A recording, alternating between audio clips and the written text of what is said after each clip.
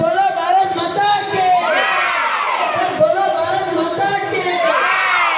Okay, ఇప్పుడు మనం నేతాజీ సుభాష్ చంద్రబోస్ తెలుస్తుంది. నేతాజీ సుభాష్ చంద్రబోస్, నేతాజీ సుభాష్ చంద్రబోస్ హనుమంతుడు చేరటండి.